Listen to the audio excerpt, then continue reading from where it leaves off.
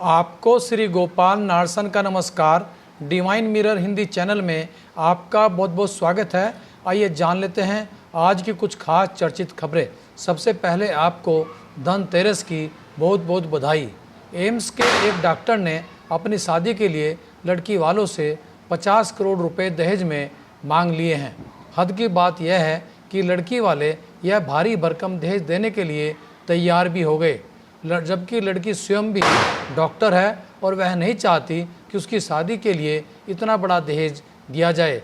इसी के चलते लड़की गहरे सदमे में है।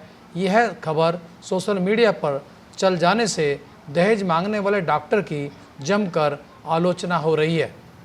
बांग्लादेश की एक हिंदू महिला ने भारतीय नागरिकता के लिए आवेदन किया है।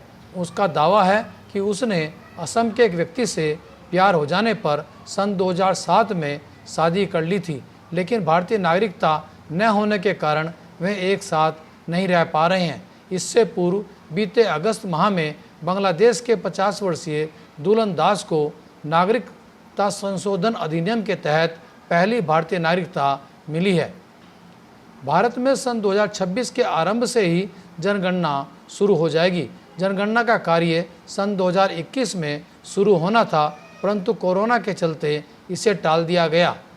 जनगणना पूरी होने के बाद ही लोकसभा विधानसभा की सीटों का परिसीमन हो पाएगा। लोकसभा का परिसीमन तो 50 वर्षों से अटका हुआ है।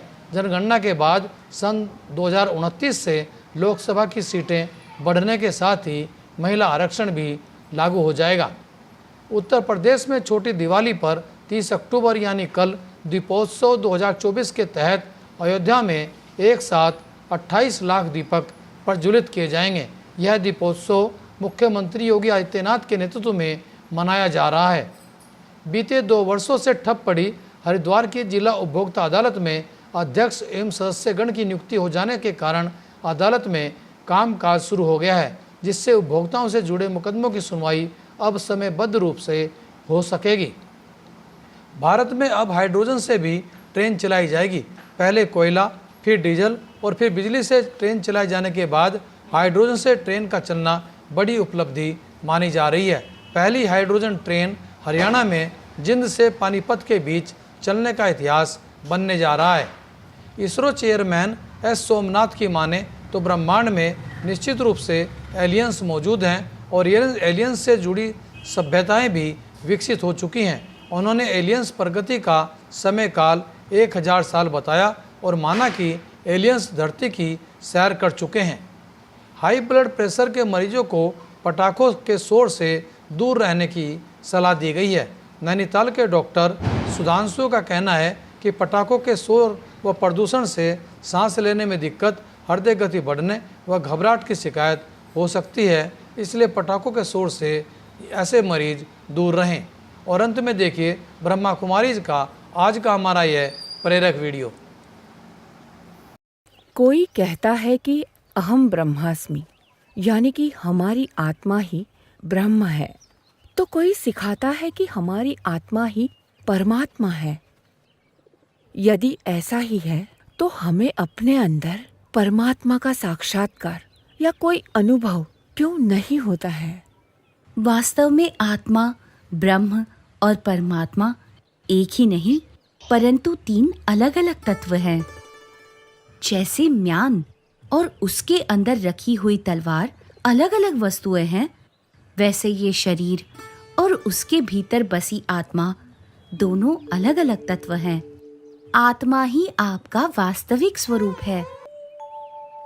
आत्मा से परे ब्रह्म तत्व है और इन सब से परे एक तत्व है सर्वोपरि परब्रह्म परमात्मा।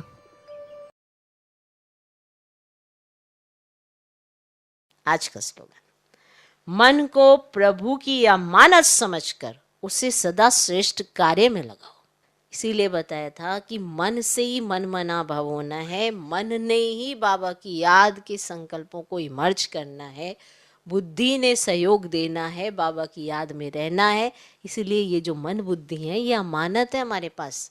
कोई भी ऐसे बेकार का कचरा आपके मन में डाले तो अमानत में खयानत नहीं करना।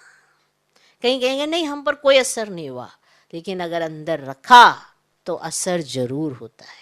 कचरा चाहे आपको अभी लग रहा है कि ये कोई नुकसानकारक नहीं है, लेकिन वो कचरा नुकसान पहुंचाता जरूर है, निश्चय को हिलाता जरूर है। तो इसीलिए कचरा आपको बिल्कुल खराब कर सकता है। तो अमानत में ख़यानत ना करें।